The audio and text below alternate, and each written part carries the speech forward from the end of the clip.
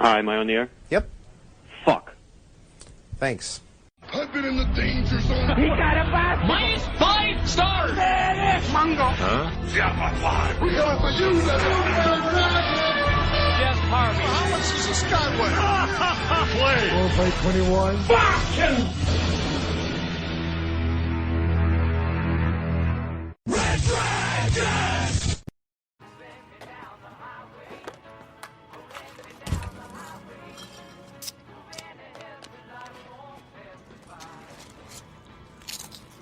Hello?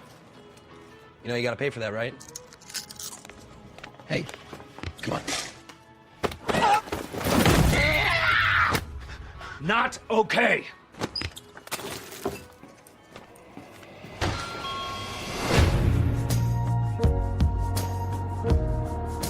We got ourselves an X-Men fan.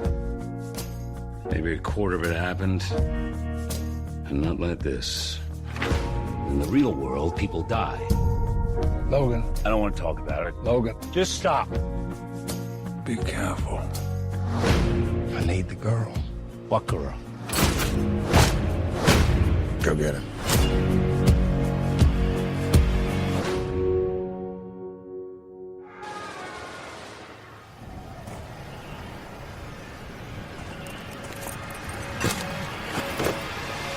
No. No. No. And we're down.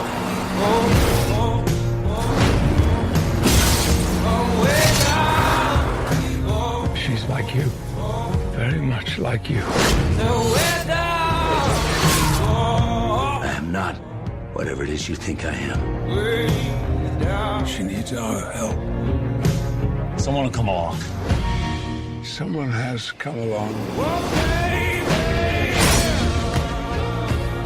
This is what life looks like. People who love each other. A home. You should take a moment. Feel it.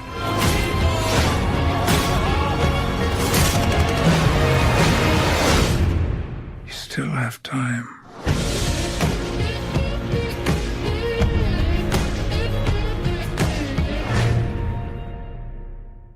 Well, what is going down, everybody? Welcome back to a brand new edition of Am I Still on the Air? You know what it is? This is the spin-off show of Am I on the Air, where we take one particular subject and we break it down and we talk about it in great detail. And it's time to get back to spoiler discussion. And tonight it's the first spoiler review of 2017. We're talking about the #1 movie in the world. It's Logan. So joining me tonight is one of my Red Dragons brothers from another mother, Mr. Geeky Pat. What up, man? What up, Geek Nation? Geek Nation. They haven't heard that in a while. I know. What is up? So welcome. Thanks for joining me tonight as we break down this awesome movie, Logan.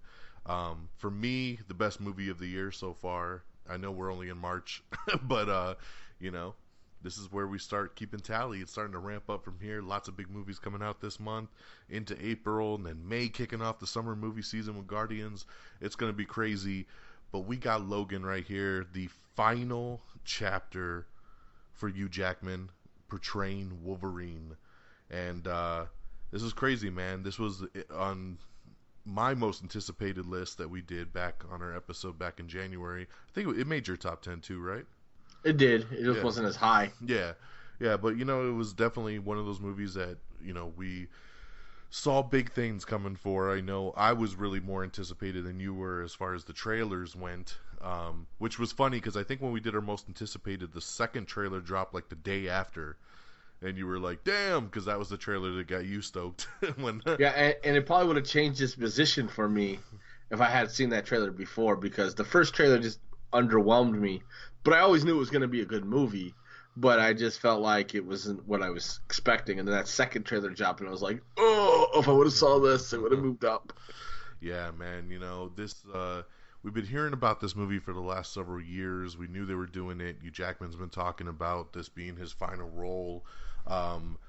right after Deadpool came out, and it was a massive hit, being an R-rated comic book film that everybody was so scared to put out, and it made almost $800 million worldwide, Fox said, all right, we're doing something with this R-rated stuff, and they allowed Hugh Jackman and director James Mangold to go out and make an R-rated Wolverine movie. Some people were stoked at the idea. Some people thought, oh, they're just capitalizing on the Deadpool thing. I thought it made sense for this character that they go this route. We've always, I feel, have felt since the very first X-Men film that our Wolverine here has been toned down just a bit. I never really needed like the cussing or anything crazy, but at the same token, I've seen the X-Men comic books, I've played the Wolverine video games, and this dude is fucking chopping people's heads off in these contexts. So I thought it'd be cool to see a movie like that, and this is what we were gonna get.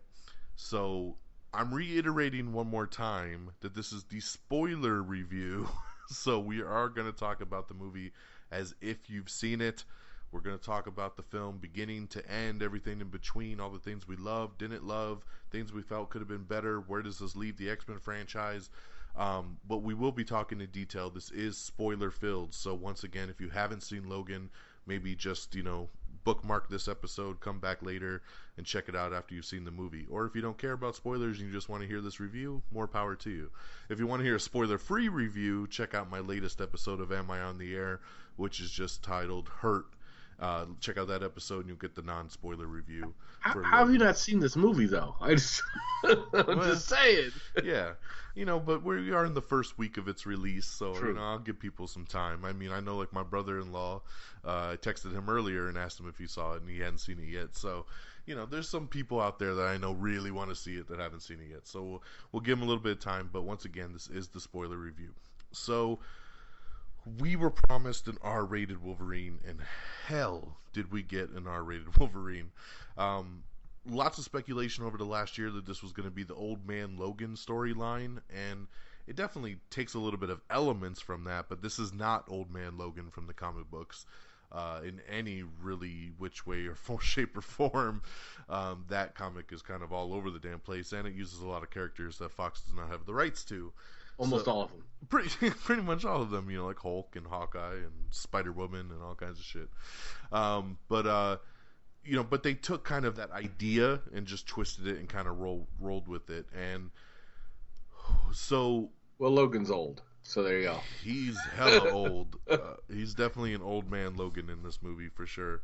I gotta say, just, I think what works really well for this movie, and really I think at the core of it, when we talking about our emotional connection to the film and to the character, is just the fact that we've been on this ride with Hugh Jackman for 17 years. I don't know how many people put their head around that. I saw a meme earlier that was like, we've had 5 Batmans, and we've had 3 Supermans, and we've had, 3 Spider-Mans, and all this stuff, and it's like, but it's always been one Wolverine, and that goes to say something in this time of age when everything gets recast after a couple movies. I mean, he's an Olympian too, right? I mean, think about that. He's played the same part for 17 years and never once said, "Oh, this is getting old," or "I need more money." No. He just took on every chance he had to be Logan for the fans' sake. I mean, I'm sure he had fun doing it, but he said it multiple times. It's because of the fans. Yes, completely. And that's why I love Hugh Jackman, because he knows that his entire career revolves around this character. And that's not to say that, nothing else he's ever done has been good, because Hugh Jackman's been in a lot of great movies, but he knows it. Hugh Jackman was this Australian, theater actor, and no one knew who the hell this dude was, and he got an opportunity from Bryan Singer to do that original X-Men movie, I was pissed when I found out he was casted. Tell me you weren't. I didn't know who this guy was. I didn't know he who was. He super was. tall. I didn't see him as Logan at all. And now I'm like, I'm glad they casted him. Yeah. Yeah, I don't know anybody. I don't think I've ever met anybody over the last 17 years that has said to me, Hugh Jackman sucks as Wolverine. I don't think I've ever heard those words from anybody, and which is rare in this day and age because everybody's got something to hate on. But we've never really had that with Wolverine.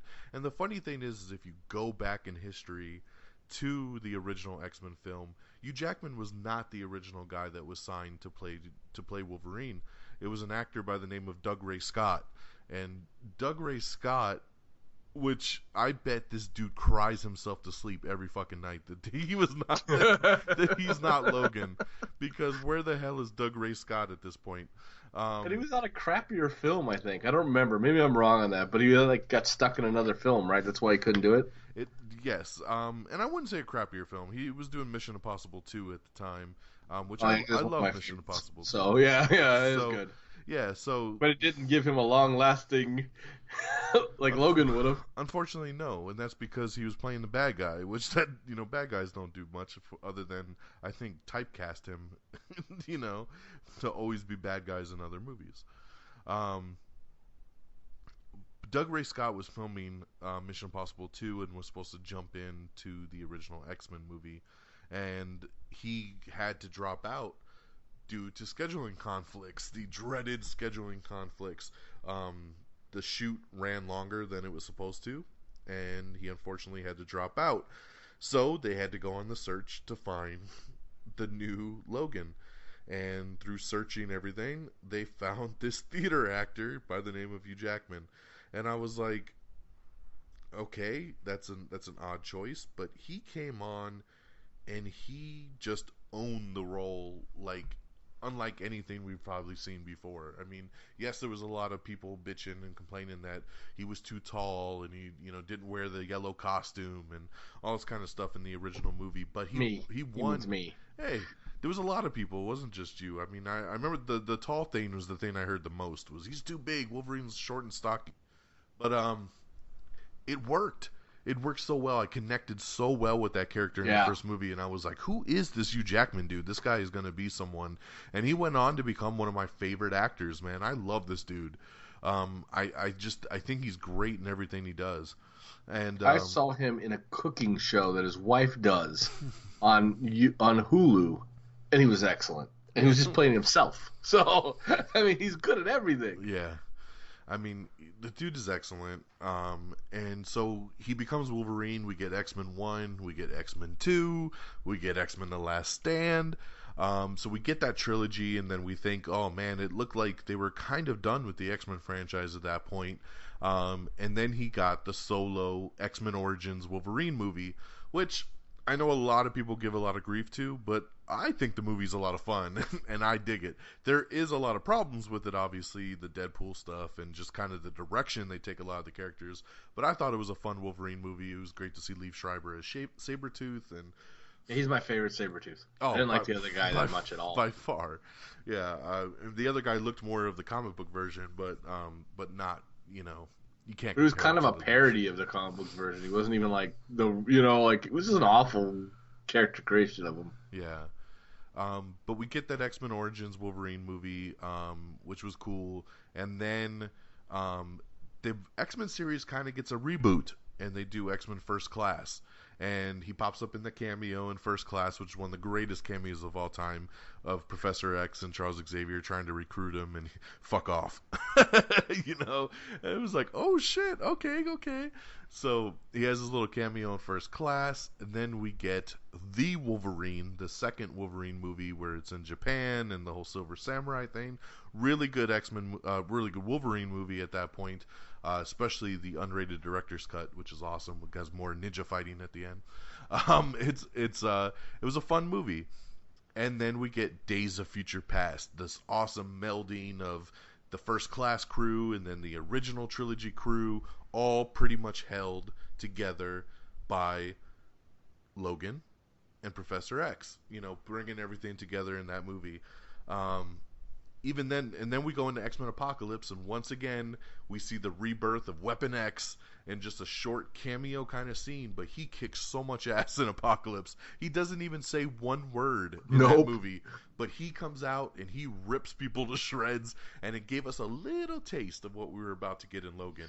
And again, they could have casted anybody. They didn't have to show him from the head up. They could have put that helmet on him longer, but he decided he was going to do that role and had no lines, and it was just him being Wolverine for the fans, which was awesome. Yeah. I mean, he just loves doing it for the fans. Like I said, he has come out and he has publicly said, hey, if it wasn't for Wolverine, I don't know where my career would be. You know, I owe it all to Wolverine. And that's why he's come back time after time after time, 17 years and like 9 movies. I mean, even if you count the cameos, he has been in every single X-Men film to date, which is something you can't say for anybody else. And then you got, Patrick-Stewart coming back as Professor X, who he's, had this bond with Logan since the very first X-Men movie through X-Men 1, 2, and 3. Once again, Days of Future Past, so you bring that all back together, and then now we have Logan set in the future in the year 2029. Logan is... when we find him in this film, he's just kind of down on his luck. He's a limo driver. He's all beat up to shreds. He's scarred from head to toe. It hurts when he pulls the blades out. I mean, that first time he puts the blades out, only 2 of them come out all the way, and then that third one's like halfway coming out. Yeah. Which was like, oh man, it hurts so bad. And him pulling it out later. Yeah. Oh. It was like, it hurt so bad. But literally in the first 5 minutes of the movie, these guys are trying to jack his limo, and he's like, come on guys, just please put it down. I don't want no trouble. And they shoot him, and then you're like, oh hell, these guys are about to fucking die. And he gets up and just boosh, the claws come out, and he's chopping people's arms off, and you're getting that big, violent, rated R Wolverine, and you're in the first 5 minutes, and you're like, okay, here we go. And we find out that Professor X is got dementia, and he's having these seizures that basically can kill people, and it hurts anyone in the vicinity. Caliban is there helping him out, which was kind of cool to see an older Caliban, because the only piece we've ever had of him was a little bit in Apocalypse, played by a different actor at that point because it was in the 80s. But I do like this actor. Yeah, this was Stephen Merchant, and he was playing Caliban in this one, and he was great. Helping Logan take care of the alien Professor X, who they basically almost like a prisoner have locked up in this water tank kind of thing, to kind of, because of the metal and everything, it kind of shielded when he has the seizures and stuff a little bit. And Logan's just trying to do enough limo rides to save up enough money to buy a boat and basically drift off to the sunset with Professor X until their dying days. But they get kind of entangled with this little girl who Professor X is, he senses her, and he says to Logan, she's a mutant. I feel it. And Logan's like, that's bullshit. We haven't seen a mutant in 20 years. Like, there are no more mutants. Like, stop it. You're just an old man. You're crazy. You're senile. And he's like, no, Logan, I'm telling you, she's a mutant. And, of course, we have the bad guy, Donald Pierce, who's half robotic, and he comes with his Reavers, and they basically want the girl, of course. And that first time, you see it in the trailer when she's sitting there just eating her cereal, and that dude comes in to handcuff her, and she's just like looking out the corner of her eye like, all right, motherfucker, you want a piece of me? And then you just see the outside shot of just screams and gunshots, and she comes walking out with the damn head in her arms and throws the head down, and the claws come out, and Donald Pierce is like, no, like, don't do it. And the big fight ensues, but when her claws come out and they show that first look of Logan seeing that, and he's like, holy shit, like, she is a mutant, and she's got the claws like me. Craziness. And just awesome battles right there. The movie goes through a lot of other stuff. I don't want to touch on every single story point, but we basically go into a road movie at this point and trying to get the little girl to the border where she says she can meet up with the other mutants that she knows and kind of be off to safety.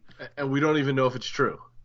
We don't. We have no idea. We don't. She's a comic book fan, and this is something that's in one of the comic books, so Logan thinks it's bullshit, and he doesn't believe in it, because he's like, "What? You're just reading this comic book. It's not real." And it's an X-Men comic book, which is funny, with a suited up Wolverine inside of it. What'd he say? Like, some of this happened, but none of it like this? Yeah, or something exactly. like that? Exactly. Maybe some of this happened, but nothing like this, or something like that, yeah. Yeah, and I mean, so it was, and then, like I said, and it's got a lot of twists and turns. We go up all the way to the end, and we'll touch upon the big story points as we get into the things we love, the things we hated. So let's talk just, first of all, just general impressions on top, without getting into specific story points, just our general impressions. I will say I absolutely love this movie. Like I already said in the beginning, this is my favorite movie of the year so far. This was a 5 out of 5 for me. If you've heard my latest Am I on the Air, you know how much I love this movie, and I can't wait to see it a second time. It's everything I wanted it to be. It's gritty. It's the most down-to-earth X-Men film of them all, but it's just the most real, and it just clenches at your heartstrings. Like I said, I think the feeling I have with how much I'm emotionally invested into this movie is because I've shared this journey for 17 years with Logan and with Charles Xavier. And man, did it grab me. I mean, I just remember, like, when the credits hit, I was stunned, and I didn't know how I felt, and I was sad, and I was heartbroken, and I couldn't believe I wasn't going to get another movie with him down the road, and it was nuts, man. But my general impression overall is that they nailed it. They killed it right out the park. I'm so happy for them. I know how much Hugh-Jackman and the director James Mangold wanted to do this final movie and make the movie they've always wanted to make, because I know that there's things about I know Hugh-Jackman was upset with the turnout of the original solo Wolverine movie. I know that they were happy but not thrilled with how the second movie came out. They felt a little bit at the that movie's really great until the very end, then it gets very comic booky, and I think that that's what threw a lot of people off with that second movie. They really needed to 3 times the charm thing this year, and that's what they did, and I think they absolutely killed it. So my general impression is just absolutely fantastic. Loved it. Gonna throw it to you. What was coming out of that theater? We saw it together, opening night in XD. It was awesome. What was your general impression walking out of this thing? Oh, it was a emotional roller coaster. It was more than I expected it to be, and I expected a lot out of it. So that's saying a lot. Even though there was some disappointments and some little things in there for me, ultimately I definitely felt like, one, I was emotionally attached to a lot of the characters, mainly Charles and him. And when I looked at the movie, I kind of looked at the grittiness from their point of view, even less from the other characters, and even the little girl, X-23.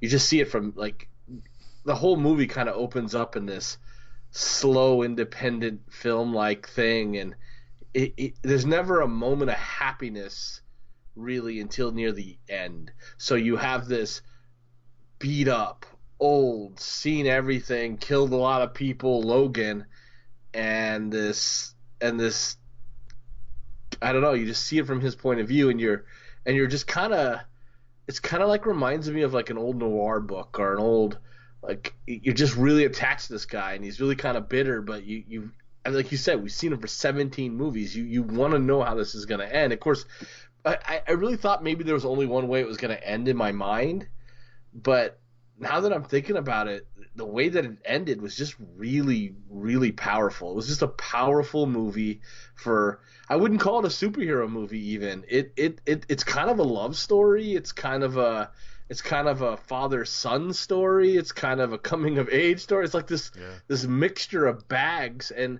I didn't expect it to be any of that. Honestly, I expected it to be him just cutting through Reavers, and that happened a lot, but there was more to it. There was this underlying, what's the word I'm looking for? Humanity. I think there's this underlying humanity to the characters and to the story of Logan, and it's very much a Logan story. So anybody tells you otherwise, they're not watching the same movie as I am, because this really is about Logan, and it really, to me, is the perfect bookend to the series. It's the perfect ending. Like, I don't want them to make another Wolverine movie. I almost don't even want them recasted at this point. It was so good at the end, but they're gonna have to when they make new X-Men movies. But it was I guess in one word, the movie's beautiful. It's just emotionally and even artistically beautiful. It's more than what you would probably expect out of the last Logan movie. I got more out of it than I thought I ever would. Yeah, no, I agree with you 100%. It is a great bookend. I know, like, before the movie came out, we've all chatted about, is it really his last one? Will he come back? What if it's just, him in Deadpool 2 or something like that? After seeing this movie, I don't know if I want him to pop up in anything else. As much as I'd love to see him pop up in a Deadpool 2 as Logan again, I almost feel like it's too poetic. It takes away. Yeah, I mean, even though you could say it's an alternate timeline, or the events of Deadpool happened obviously before Logan, it's still just, there's something about it that, I don't know, man. It just, because it does end on such a note that I know I was not expected. So let's get into the things we really loved about it. And for me, I gotta just start off first of all with the acting. I thought Hugh-Jackman was outstanding. I think this is the best he's ever been as Logan. Me too. And that goes all the way around the board for Patrick-Stewart, for Daphne Keane, who's the little girl that plays X-23. She was incredible. And 90% of the movie, she doesn't even say a damn word. Yeah, I'm going to talk about that. It's powerful. It is. I mean, she literally acts with her face. Like, just the way she looks and the way she glares at people, and it's crazy. Not a lot of people could do that, and especially not a lot of, like, 12-year-olds. So, I mean, it's nuts, and especially when those claws come out and she fights. I mean, I haven't seen anything like it since Hit Girl in the original Kick-Ass movie. I mean, it's a wow kind of thing. So, I mean, the acting all the way across the board was great. Even the Donald Pierce character, who I was like, I don't know how I'm going to like this character, but I thought he was snarty enough. He looked corny in the trailer, but not in the movie. No, he was really good as, like, the antagonist. Like, he was this guy that you just wanted to see get his ass kicked, and he just came off great in the role that he needed to play. So from an acting standpoint, this movie just crushes all the way around. Like we said, Caliban, Stephen Merchant did amazing as Caliban as well, all the way up until his death, when he, they hurt him with sunlight, and then what does he say? He grabs the grenades and he's like, "Sunlight this, motherfucker!" Like, basically, burn this. Yeah, throws the grenades and blows everybody up. That was a G way to go out. But big moments in this movie. Seeing an X-24, the Wolverine clone. Holy crap, dude. Like, Hugh-Jackman with the shaved head, and he's just all young and vibrant and just killing motherfuckers. And he kills Professor X. He stabs him right in the chest. And you're like, what? And then you find out it's this clone. And I had no idea about that, man. Like, that's something I'm so happy. They kept that hidden. They didn't spoil that shit in the trailer. They didn't, like, tease anything about it. I was like, an X-24? That's crazy. And so that was incredible. Seeing the older Wolverine take on his younger Wolverine was nuts.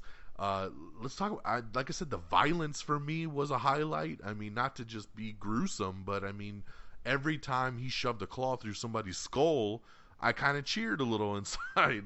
Like, I just thought it was so cool to be seeing blades come in one side of the face and out the other side of the face. Yeah, I mean, even like when the X-24 clone gets smashed up against the tractor by the guy that they're at the family's house, and he smashes him into the tractor, and just like half his face is like mangled, and it was crazy. And I'll say, man, I give this movie props for just going places you wouldn't think it would go.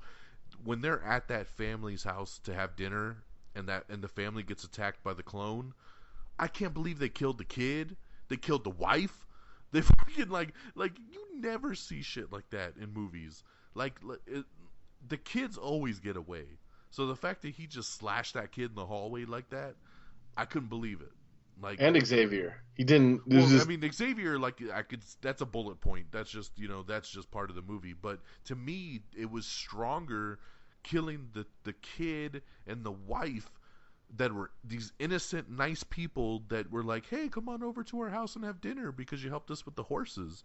Like in most movies, you just don't see a family get murdered like massacred. that. Yeah, and like I said, especially a kid. So the fact that that son got murdered that way, and the dad. I mean, that whole family died. What really sucks too is they draw you into this family, like you like them. Yeah. It's like they're not really like throwaway characters where it's one of the only moments they took time for you to develop oh, that kid gave his iPod to her. Oh, look, they're really nice people. Oh, he's gonna go help the dad. So you're drawn into this like, oh, they're gonna help each other kind of moment, and then they just slaughter them all, and you're like, what the hell? Like, you cared. If it would have been like they just met him on the road and then they like saw a scene with them and he killed everyone, you'd have been like, eh.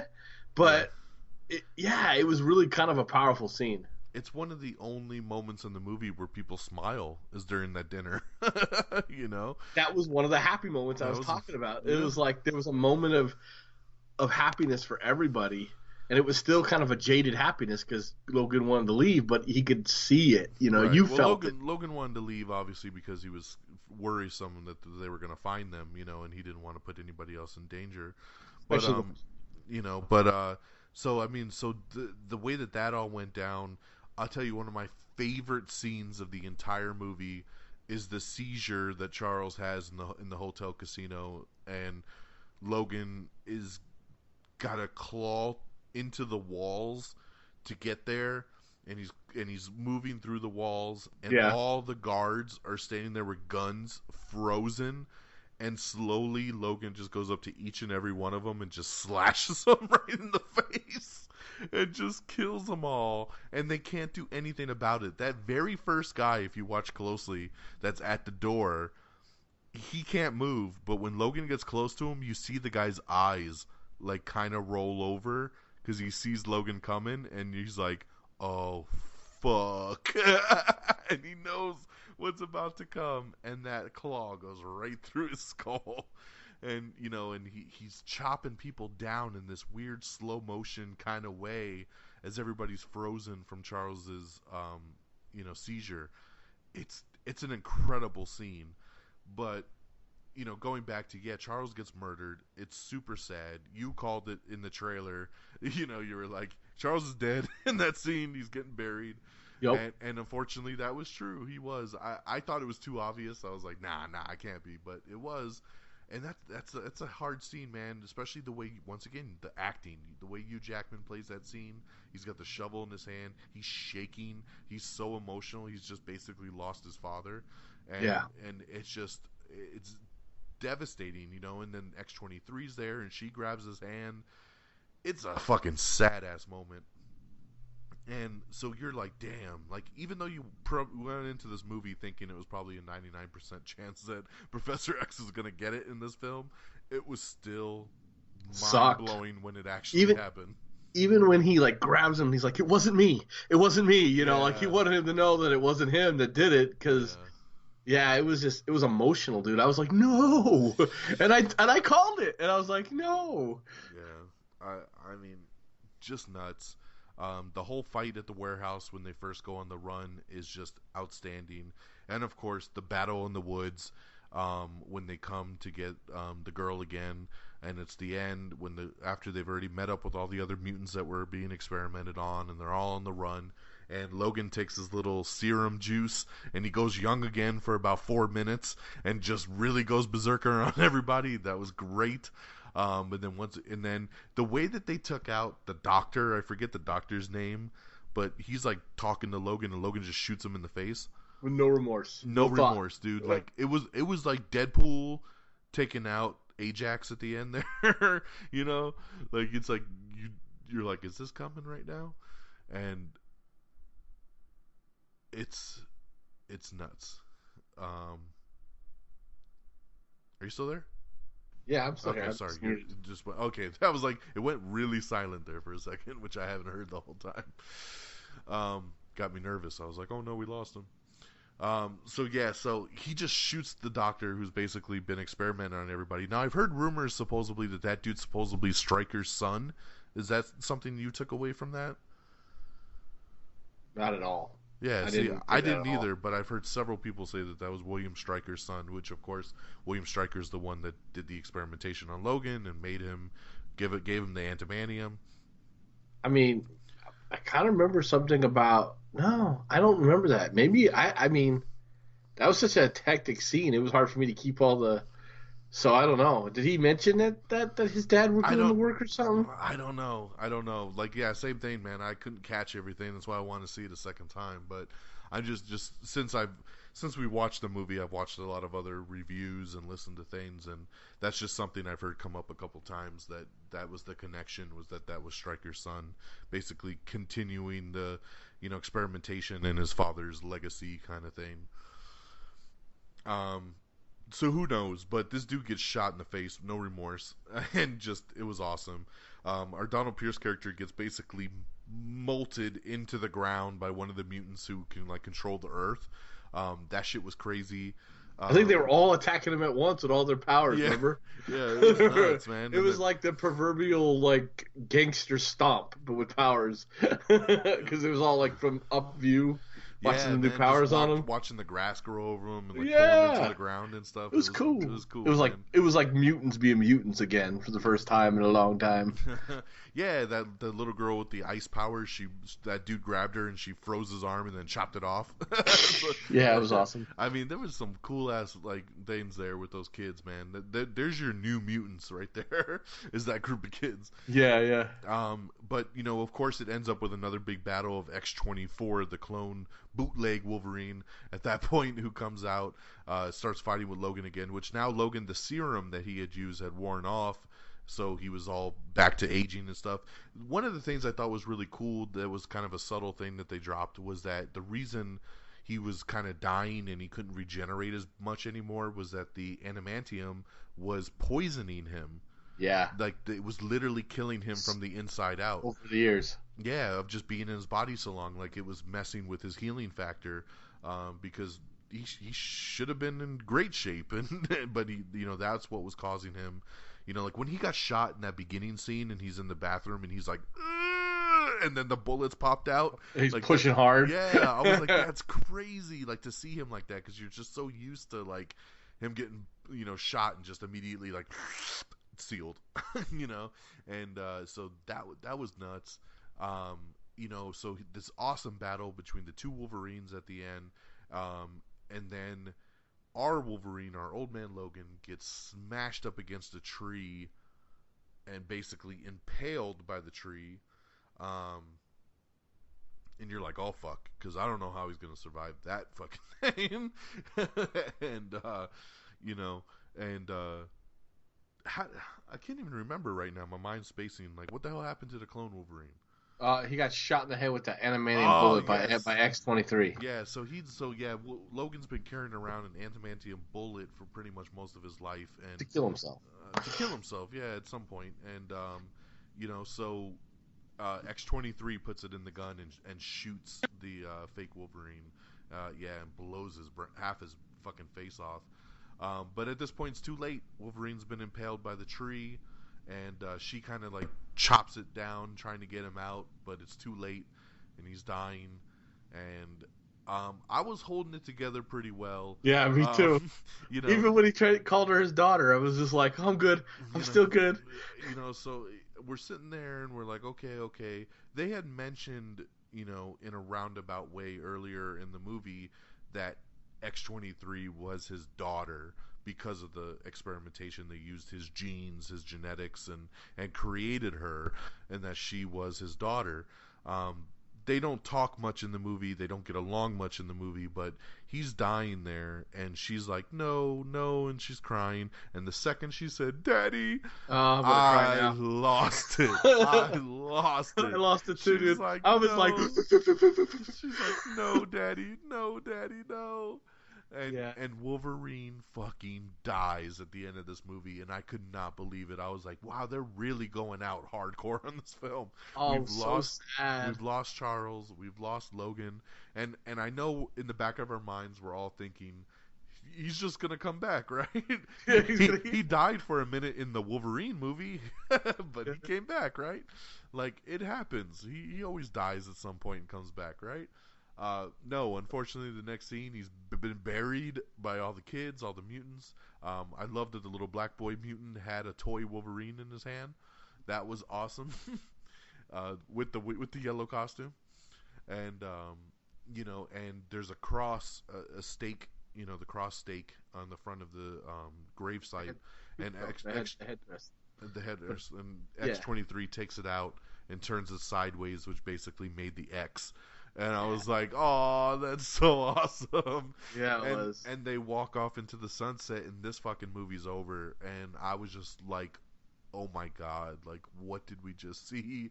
What just happened here? Professor X is dead. Logan is dead. An emotional movie, a heart-wrenching of a movie. It's crazy, dude. But he protected her. He got her where she needed to go. And it was just nuts, man. What a hell of an ending. Gutsy fucking ending for them to, in this day and age, everybody's looking to sequels. Everybody's looking for what's next. Yeah. And they literally made this movie saying, we're fucking done. And One of the things I love about the movie is how final it is, how the finality of all of it, the finality of the character being played by Logan, the finality of, because we now know Charles Xavier will never be played, at least by Patrick-Stewart again. He retired from the role, and so it gave this finality to these two characters. And it was just a beautiful ending in a way, even though it was horrible how they died, but it gave this different feeling that I haven't had in a movie in so much long. Because like you said, there's always like even like when we see, what was it, the Resident Evil, supposed to be the last one, it was like, maybe not, Exactly. It's like just this, and this one had none of that. It was like done. I still don't trust Patrick-Stewart. I feel like that dude is totally by the paycheck. So if they're like, hey, Charles. Because the funny thing is Patrick-Stewart, like 2 weeks before the movie came out, was like, just because you's done doesn't mean I'm done. and then the movie comes out, and he's like, yeah, I'm retiring too. This is my last one, like Hugh-Jackman. And I'm like, all right, cool, that sounds good. And then literally like 2 days after that, he's like, hey, if they want me in Deadpool, I would love to come be in Deadpool. So he's open to the shit. He's even offered to cameo on the Legion show on FX, because obviously that's about his son. And he said, call me, I'll make a cameo if you guys want me on the show. So he's even willing to be Professor X on TV if they want him. So he loves the character. I know he thinks like, let me go out on top like Hugh-Jackman, but Patrick-Stewart, he loves his money. So if they show him the dollar, he'll be back, I'm sure. Because he said I'd love to be in Deadpool. So he's a crazy dirty old man. So that would be hilarious. So I mean, those are the big key highlights for me that just left me emotionally attached. The action scenes that I loved, the emotional scenes that I loved also, but killed me on the inside. Obviously, for me and Geeky Pat here, we're fathers of little girls, and so to see, especially like for me, I have a 3-year-old, so I mean, so hearing her say "Daddy, Daddy," I'm like, so it murdered me on the inside. That he'll never get to see his little girl grow up. Yeah. But amazing stuff. So let me throw it over to you. The big highlights for you when you came out of this. Well, I mean, obviously the action was great. I would say that I would almost say it was the best action I've seen out of a Wolverine. It was. I kind of wish they toned a little bit of the gore down, but it was still really good. I kind of went in thinking that's how it was going to be anyway, though. But it was that, like, from the limo scene to the last scene. I know Peeps didn't like that it was kind of the same fighting, but in the comic book, that's kind of what he does anyway. He does the same stuff. For me, it was quintessential Wolverine, and it was even plausible Wolverine. Like, he didn't really go berserk till he took the stuff. His being old, like the fact that he had enough Charles Xavier in him to go, look, we shouldn't. I don't want to hurt you. Just leave the lug nuts. You're stripping them. They're chrome. Please just leave. You know, he had this humanity to him. He was a different person than what we're used to seeing Wolverine. You could tell he's been changed. And then you know what I got to say real quick about that was part that was funny was when they go to shoot the car. And he jumps in front of the bullets. Yeah, he's like, no. Yeah, he's like, no, not the car. And he actually gets shot trying to protect the limousine. That was great. It was genius. Comedy genius. But you saw the humanity. And I think that my favorite part about this movie was Wolverine's this killer. He's a stone cold killer. He has no problem. He's a Weapon X. He's built to kill. See that there was this fundamental change in him from his relationship with Charles Xavier.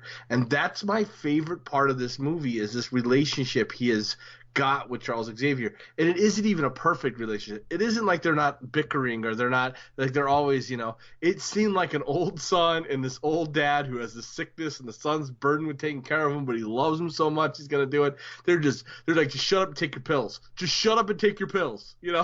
Like it was a oddly beautiful relationship and an oddly like if you would have told me in the beginning that this is the relationship they would have at the end, I would have laughed at you. But it was real. It was enduring. It's what made when Charles died so impactful to me. Not so much that Charles died, but that Wolverine was going to have to deal with the fact that Charles just got killed by Wolverine essentially. And then when he comes in and totally blows me away when he's like, it wasn't me. I promise you it wasn't me. Like he had to have Charles know that. And it was just very a powerful relationship and a powerful moment. And then to have that like a father-son figure, then it was also this guy who's never wanted a kid, or always took these girls like Rogue under his wing and tried to kind of mentor her. And now he's got this girl. And this is what's beautiful about her performance. It was so minimal that everything she did was maximized. So because she didn't say much, because she didn't do much, it was almost like Spock. Because he didn't have many lines, because he couldn't show so much emotion that people thought he was a very bland character. But if you really watch Spock, everything he does is that much magnified. When he smiles, it's impactful because you never see him smile. And it was the same thing with her. Everything was so minimalized and so minute in her actions and in her acting. But when it came to when she had to act, like you said, the facial expressions. Anytime those facial expressions came out, it was a huge thing. Like I don't even know an adult that could probably do as well as she did as this character. When she went berserk and killed people, you would normally think this is out of place. I mean, Kick-Ass, that little girl killing people, was a shock to me. It was out of place. When this girl did it, it was like it reminded me of Wolverine. It reminded me of like, well, she was built to be this weapon, but like it was like her first instinct because she came from this place. And like there's that scene. Here's a good example. She's this little girl, just this happy little girl stealing potato chips, and she's looking at the pink sunglasses, and it's a very little girl moment. And then boom, she turns into the weapon, and you don't really get to see that in the trailer because they for some reason don't have her claws in the trailer. But she pulls her claws out. It was really just to rip this guy in half, and it was everything she did was so powerful because she had so. I don't know how to explain it. It was just so minute, all her other stuff. I don't even think she spoke English. She did. Like 4 times I think she spoke English near the end. When he's like, you speak English? You can speak? Or whatever. But like for most of the movie, what would you say, Don? 90% of the movie? Yeah. Not hardly any words. Oh, God, yeah. She doesn't speak to the last, maybe 15 minutes of the movie? Yeah, and even then it's awkward. And it's then like it's in okay, Spanish, Yeah, but yeah, when they have that scene, that's an excellent scene though. When they're in the Jeep, when they're in the Jeep together, and she starts speaking Spanish to him, and he's like, "You could talk," and she's like, "Yeah," and she starts speaking to him, and he's like, "No, I'm not taking you there," and she starts slapping him in the face and hitting him, and he's like, "Stop hitting me," but you get this dynamic between them, and she's like, "Wake up, man! Like I'm trying to help you. You need to help me." Get me to safety. This is where I need to go. I need to go here. And then he's like, fine, I'll take you. Yeah. Again, I don't know an adult who could act as well as she did in this movie, because it takes a lot of skill to be able to just minimalize your character but still be one of the main characters, especially when you have Wolverine who's brash and he's throwing it out there as he is, and even Charles Xavier's kind of in your face, brash and a little bit kind of different, and then you have this little girl who's a little girl but then not, and like to play that part at her age, I mean, good on her. I mean, really, she did an amazing job. But I think it's the relationships that are in these that probably makes it so great for me. It wasn't just this hack and slash, which is kind of what I wanted going in, and I felt guilty afterwards because it would have been such a horrible movie if they would have gave me what I wanted.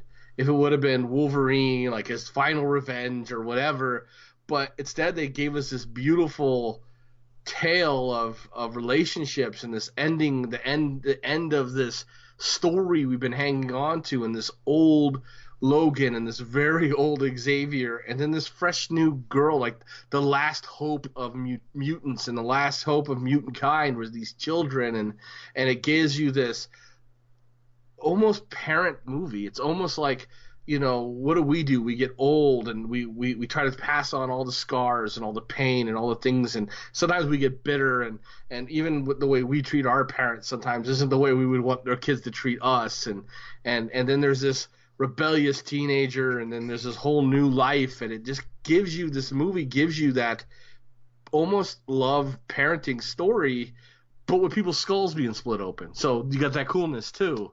I think that's what's my favorite part about it. I mean, the action definitely is what I came to see, but the surprise in the humanity and the caring and the relationships of this movie, it was phenomenal. And like you said, when I left, I didn't know how to feel. I didn't know how I felt about it exactly. And not like Gone Girl, where I was like, what the hell just happened? Not like that, but more like, wow, did they really just hit me with this big emotional punch to the chest in the middle of a Wolverine movie? And like I said, I've never thought I would leave Logan saying that was a beautifully artistic movie, and it had so many meaning to it, not just violence. I mean, there was that, but almost that, to me, even the violence seemed like it was secondary to the acting and the characters and the story, and each actor taking so much care to the character they were playing, with a few exceptions that I had problems with Xavier a little bit, but I get what you're saying, but it was hard for me. It was just beautiful. I expect this movie to be beautiful in a good way, not like La La Land garbage, but like beautiful. Very much so. All right, well, let's shift on over to the negatives. I know you'll have more to say than I do, but it sounds like I'm done. Yeah, I don't. I honestly, it's gonna get to me nitpicking to even come out with negatives. I know our boy Friggin said the movie was flawless. I'm pretty much there with him. I do for what I expected and what I got. It gave me everything I really, truly, pretty much needed in this movie. For me, and everybody's got their own take. The only thing that I wish this movie had a little bit more, and they hint in the movie that maybe Professor X killed all the X-Men with one of his seizures. That's kind of the takeaway I got from it. I wish we would have gotten a more decisive explanation of what the fuck happened. Agreed.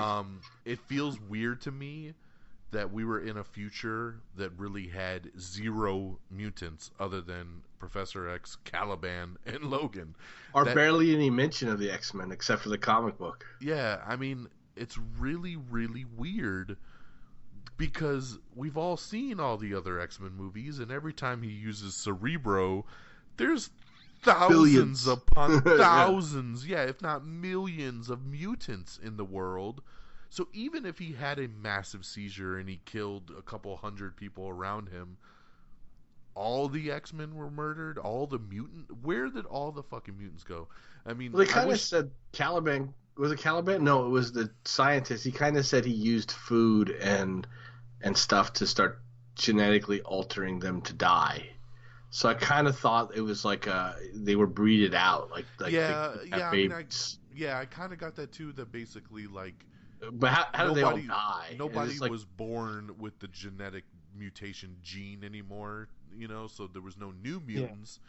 But what happened to the old ones? Did they all just get hunted down? Exactly. Like, you didn't mention, like, all the Sentinels came back or, like, anything like that to explain to see, that would have made sense. What the hell happened? Yeah, I mean, so for me, I just wish I would have gotten a little bit more explanation.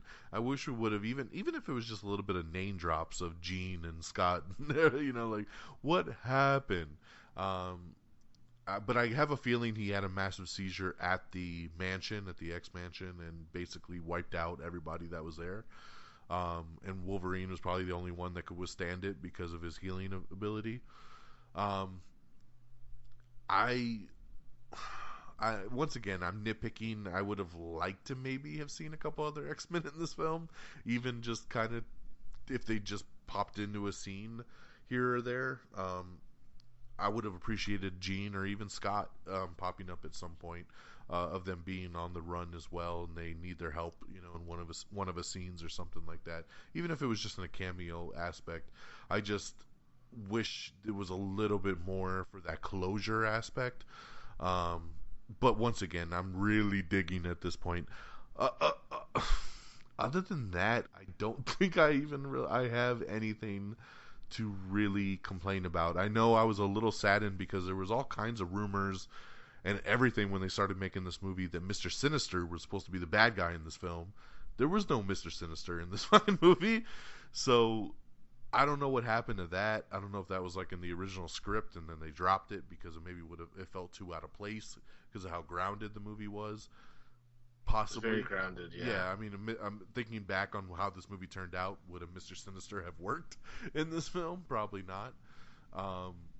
I have a feeling that, I think that was the original idea because that's how the Stinger is at the end of X-Men Apocalypse, is the whole Essex company taking Wolverine's blood and all that kind of stuff, which, leads to this kind of stuff. But I think they just turned it into that doctor at the end of the day and got rid of Mrs. Sinister. But like I said, I forgot about that too. You said it just now that he was supposed to be in the movie. So, like I said, other than the whole X-Men thing, of giving me just a little bit more of an explanation, it would have been cool for them to like go past the mansion one more time. Maybe have Professor X collect a couple things. Or they needed something to get to where they were going. On the road trip, he was like, "Logan, you have to stop at the mansion real quick. I need something," And it was just like a picture of the family back in the 2000 together or something. Something, yeah. It would have been a cool little moment to tie the whole thing together. But the movie was long enough. it was almost 2.5 hours, so I mean, but like I said, I'm stretching at this point. That's all I pretty much got. I'm gonna throw it to you. I want to start off saying that I really enjoyed the movie. So what I'm gonna say isn't me saying don't go see this movie. Go see this movie. See it more than once. It's worth seeing. Don't take your small children, but take your older children. I did. I had the noticeable absence of a real villain hurt this movie for me. I think it was the biggest complaint I had. There is really the surprise Wolverine villain at the end was nice. A Wolverine character at the end was nice. What was the X-24? But it almost was like they needed to fill that void anyway with something, and that's what they picked. And maybe it's because I didn't even think about that. Maybe it's because they had Mr. Sinister in mind, and then they removed him, and they had to come up with something. But they even had teased that maybe Sabretooth was going to come back in this movie. Yeah, something. There was a lot of teasing between Liev Schreiber and Hugh Jackman when they started filming, and so that would have even been cool for him to run into Sabretooth one last time. Yeah, or even if the Sabretooth would have won, they killed each other or something. Yeah. But it came down to me that's probably the biggest flaw of this movie. He cuts through 1 million faceless soldiers, the nameless, faceless guys. I didn't care. Matter of fact, I couldn't tell if they just reused guys when they die. I couldn't tell. They all looked alike so much. They could have just used the same guy with a beard, and they shaved his beard and let him go fight again. I wouldn't have known. Because it was just so quick when they killed everybody. They barely got to see them before they died. that was a little monotonous because, again, there was a noticeable absence of a real villain. I would say that the leader was somewhat of a villain, but he was never really felt threatening to anybody but Caliban. And but although it does make Caliban's sacrifice that much more important, because if he didn't kill himself, they would have just been able to keep hunting them and keep hunting them and keep hunting them. So he was willing to die so they couldn't hunt him anymore. I mean, it was relentless. Yeah, he was the tracker, man. They had to get rid of him. Yeah, and so that was like a powerful scene because he was like, I mean, he didn't have to kill himself. He could have just kept helping them. They would have stopped torturing him eventually if he would have just gave in. But he was just like, you know what? This is never going to end for this little girl. It's never going to end for Logan. And I'm going to end it right here so they can't use me anymore as a weapon, of a tracker, to find them. I think that's probably my biggest complaint would be the lack of a major villain in this movie. Someone to really latch on and hate. I didn't even really hate that. I never really even hated the guy who was hunting her because it felt like he was just doing his job. The scientist kind of came off douchey, but not really enough villainy, Like, he tried to be like, well, these guys are weapons, but they're beautiful. And it was like, like he just came off like a douchebag, but like he was obviously going to be easy to kill. And so the really only obstacle in Logan's way was young Logan, right? X-24. And so I knew that's how it was going to come down to those two guys. And so it's kind of fitting that the movie's called Logan and he kills himself in the movie. So I did like that. Charles Xavier cussing. It's a small thing, and I can get it what you're saying, and I totally get that he had dementia and all that. Well, go ahead. Explain your point. No one. You're saying like I said, but we haven't explained to the audience where our discussion. So I don't feel like it's in character for Charles Xavier to be dropping F-bombs. Maybe a little of the other cuss words, but he dropped F-bombs a couple times, and every time he did it, it just felt odd to me. It felt wrong. It felt out of character. I do get what you're saying. Like, he has dementia. He just killed a bunch of people. But it wasn't even the dementia time when he was in dementia, where he was like didn't know who he was or anything that caused him to cuss.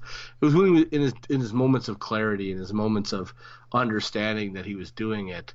I kind of felt like they were just using the ability for him to cuss as an exclamation mark or a shock factor. And I just didn't like it. Yeah, so I mean, I know. So for the people that don't hang out with us, this was a major subject of conversation the other day.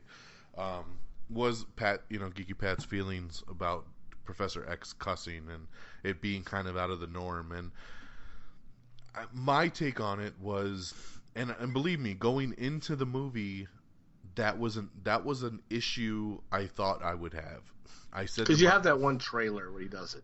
Yeah, and it felt weird in the trailer. It did. Yeah. It felt very weird in the trailer, and I said, that's going to be a little odd if they're just having him cuss for the sake of cussing. And I kind of thought it was just going to be in the trailer, to be honest. I thought it was going to be one of those things that wasn't going to be in the movie. Yeah, so I'm like, it is going to be weird to have our good old Professor X cussing in this movie. But after seeing the film and seeing the way that it plays out and seeing where Charles's state of mind is at in this film, when we first see him, he's basically a prisoner. He's being held in this and watershed. He's out of his mind. He's totally out of his mind. He's wheeling around his wheelchair and he's singing songs and he doesn't know what the hell's going on. And he's like, and he yells at Wolverine and he's like, Logan, just let me be, just stop babying me, and he hates where his life is at this point, and I can see him getting that grumpy old man syndrome that I like to call it sometimes, that we've all had that uncle or grandfather or somebody that some old people just don't give a fuck, and I think Charles has reached his I don't give a fuck attitude by the end of this movie, to where he's a different person, man. He's dying, basically. He's having these seizures. He needs to be medicated all the damn time. Who knows what the hell that's doing to him? And it just, to me, it clicked. It made sense. It never felt odd or weird for me to hear him drop an F-bomb. It made sense based on where this dude was at this point of time in his life.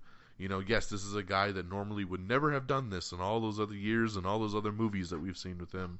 But at this point, in this time and space, it made sense to me. So I got it and it clicked for me. And it's interesting how it made you feel. It just made me feel odd. I mean, when Wolverine cussed, it didn't bother me at all, or any of the other characters. Every time he said a bad word, he's the best of us. He's the guy with the idea. He's the guy with the dream. He's the Martin Luther King. That's who they modeled him after, and they modeled Magneto after Malcolm X and the mutant community, and it just took something from me. I just didn't like it. I'm not even saying that it was acted badly or that like I told you, I feel like I could see other people watching this movie and coming at it from the exact point of view you're seeing it, and it makes sense. But it just didn't resonate with me. It didn't fit right with me through the whole movie. And I'm sure there'll be people who will agree with me as well. But it's just something that took a little away from the movie from me is all I'm saying. And I know I'm not even saying it wasn't good for the story. I mean, I didn't feel like it was necessary, but I could see where it added to what you're saying, like to the age of him and the place where he was at, and I could see where they thought that was important, but it just never sat right with me the whole movie. When every other scene seemed wonderful, it seemed very much like that, and when that scene's hit, it was just like, oh, every time. So that's like the big second thing that really bothered me would be that one. And at this point now, I would just be nitpicking, but I felt like the whole Wolverine wanting to kill himself, and I'm not like peeps where they just said it too many times. I just don't feel like he would ever have told anybody. I feel like he would have just kept that to himself. And him coming out and saying, I kept it to kill myself. That just didn't, it seemed odd to me. Why would you tell your daughter that anyway, if you really saw her as your daughter? I mean, I don't think I'd ever tell my daughter. I don't think he did at that point, to be honest. What? When he told her that, I don't think that he had that connection with her. Oh, you don't think he accepted it? See, that makes a little more sense to me, I guess. I don't think he accepted it till he was dying at the very end. He was very negative about that whole thing the whole time. Yeah, you know. It just seemed odd to me. Maybe because I was looking at it from a different point of view, but it didn't bother me. I don't see Wolverine as. I mean, I could see him thinking it. I can totally see him thinking it. I could even see him maybe telling Charles, but I don't see him telling anybody else. And so when he said, "Okay, I was keeping it," and the way he flippantly said it, "Okay, yeah, I was keeping it to kill myself," I felt like he would have just let it hanging there. That he knew, she knew, and he knew, he knew. I felt like that would have been a more powerful moment instead of just kind of coming out and telling the audience, "Yeah, what we've been saying this whole time is this bullet's here to kill me." And I think it was really more just so that we can be distracted from the bullet and not go, that's how he's going to kill X-24. I think they wanted to make more meaning behind the bullet. So I feel like it was a story MacGuffin, kind of a story element that they needed to use, you know. Well, they had to talk about the bullet, so it made sense at the end of the movie. Yeah, exactly. That's what I'm getting at. I don't feel like it was actually... It was a MacGuffin. So that was my only other problem. And again, I'm now at this point nitpicking. I'm not saying that it didn't fit in. It was odd. You could tell it was like them explaining something to me at that moment, because it didn't seem like something like Wolverine would do. And really, I would say there was a couple minutes in that movie where I was maybe a little bit bored. But I can't even remember what they were now, so it's not even worth really bringing up. But I know I was thinking, come on, get the story moving a little bit more. See, I never thought it slowed down like at all. I felt like it did. I think if I watch it again, I'll actually be able to pinpoint those moments. But when it picked back up, you kind of forgot about him because it was just such a great ride. It was such a, and I don't mean that punny because it was a lot of driving, but I mean that as like. When I locked into this movie, the story sucked me right in, and not because of the violence, just like it was almost like I had an instant connection with Wolverine from the moment he woke up in that limo. Like, because I guess you're right, 17 years of relationship with the guy. You know? Yeah. Story. I had an instant connection. I knew the guy. Yeah, I knew. I felt like, this is the Logan I expected to see. He's drunk in the back of this seat, and now he can get drunk because he can't heal as fast. If you had done this movie and it was the second time Hugh you'd have Jackman been had like, ever been what? Wolverine, you'd be like, whatever. Like you wouldn't Yeah. have cried at the end. You wouldn't have cared. Really, it's the fact that we've been on this journey with him and Charles for literally 17 years through multiple movies. That's what makes it powerful. And I thought about this the other day too, and this is a little off topic, but I'm going to say it anyway. The violence that was in this movie contrasted to the violence of the other movies. So he was still pretty violent in X2. He still was cutting through people. They just didn't show the blood and stuff like that. But you're also looking at that through a film from the prospect of this kid's school, this thing, and maybe that's just how we saw things. But now there's the kids' gloves are off, and now I could even see in, like, if you're looking at this through Logan's eyes, that maybe this is how he remembered it. Like, maybe there wasn't blood and guts, and maybe there wasn't. This is how he saw it. And then he goes into this Logan movie, and the world's crap. It's just crap, and everything in his life's crap, and nothing good's really. You look at this movie and you don't see anything good in his life until X-23 comes around. Like, even trying to get that boat. Remember, I think the lady was like, raise the price of it. So this is how he sees the world now, in its finality, in its grittiness, and it's in this. You could have made this movie black and white, and it would have even been that much grittier. Like, it had that much rough and detail to it. There might be a black and white version on the Blu-ray. Will there really? Yeah. Oh, wow. That's awesome. I didn't know that, but that's awesome, because I could see this as this really noir black and white kind of film, because it just has that finality. So even if you look at it from like a perspective view, like, this is when he was at the school, and now this is the like end of the world, like 29 years later, and nothing's good.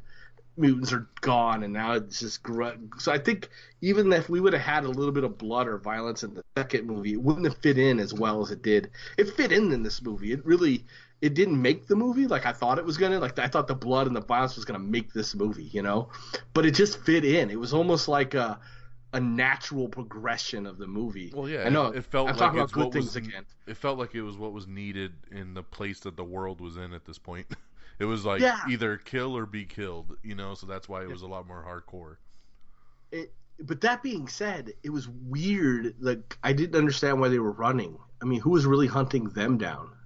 Because they really only were being hunted because of X-23. If he would have gave X-23 away, they would have just left him alone. Yeah. I didn't understand who or what they were they running away from Charles because of, did he just not only kill the students at the school? Did he get out to the town? They wanted Charles. Because of a weapon, right? They said Charles was considered a weapon of mass destruction after he killed all those people. Okay. That's I didn't why understand they had him that, hidden. I guess, until, I get on to the fact that what were they running from? I thought maybe he was getting the boat to get him to a safe area where if he did have seizures, the chances of him hurting anybody was very slim, right? Right, yeah.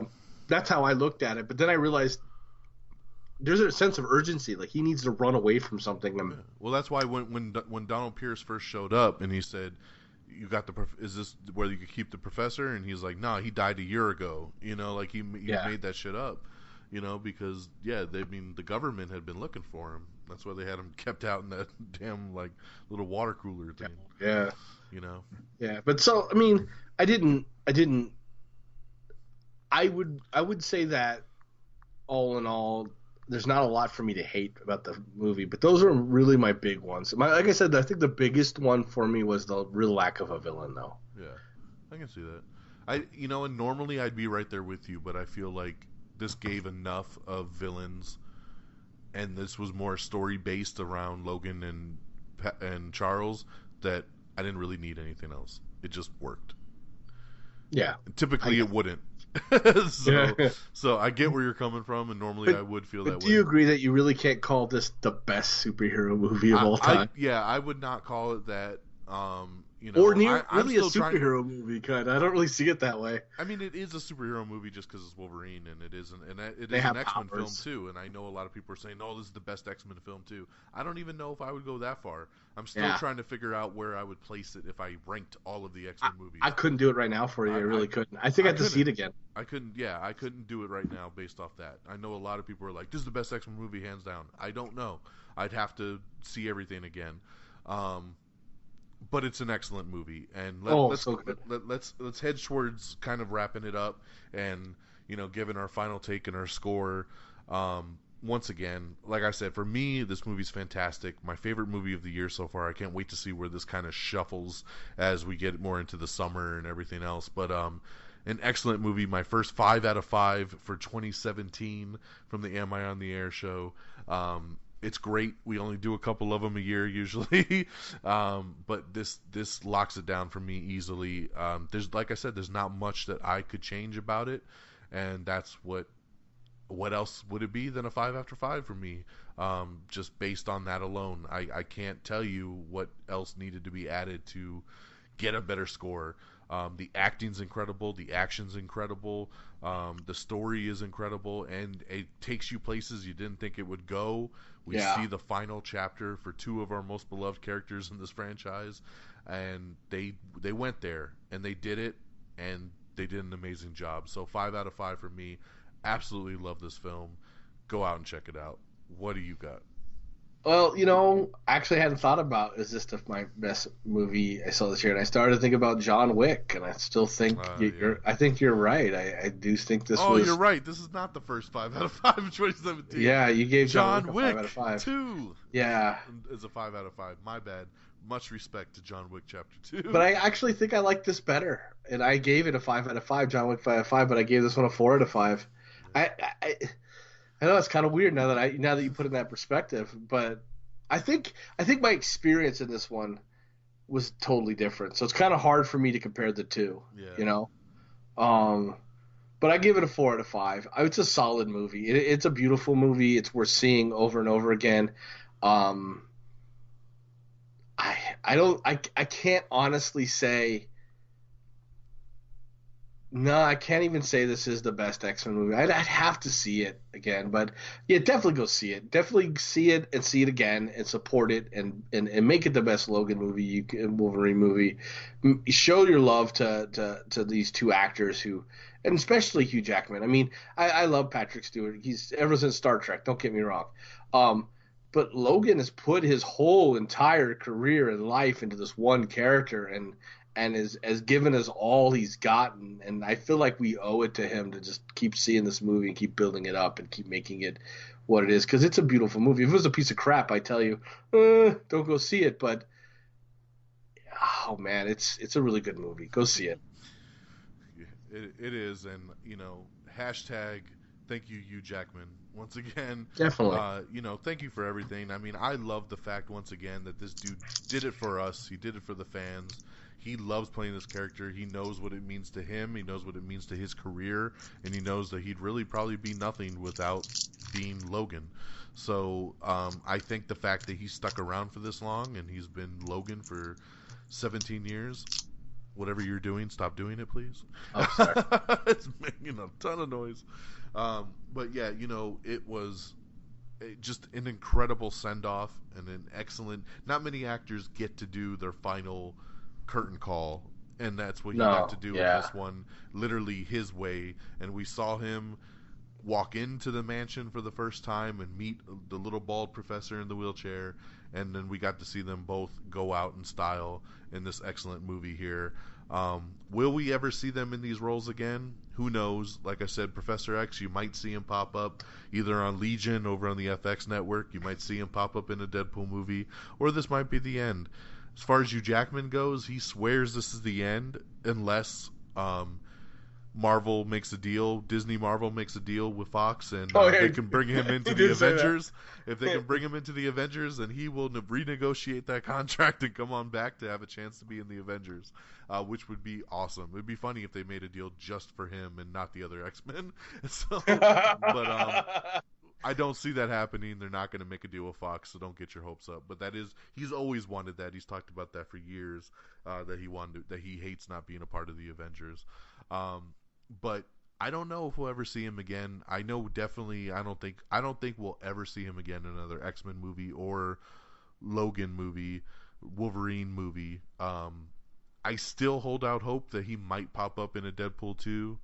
Like I said, I don't know how I feel about it after seeing this movie, but if once again the timeline is shifted and Deadpool takes place in our current day, so we could see a younger Wolverine at a different point in his life. Why not? I know Ryan Reynolds is pushing him hard to do it. I don't think he wants to do a little cameo, but they've talked about doing an actual full movie with Logan and Deadpool, and I think that would be awesome, and I maybe could see him coming out and doing it because he's really good friends with Ryan Reynolds, and Ryan's pretty persistent, so he might be able to talk him into it, but who knows? We'll have to wait and see on that one.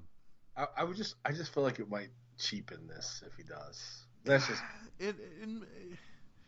I don't know, because of the timeline aspect and the fact that this takes place in 2029, so it doesn't take away from that, because if Deadpool came after the fact, then I'd be like, yeah, it just made Logan irrelevant, but it doesn't if it's, takes place in 2015 or 2017, whatever, and it's before those events happen.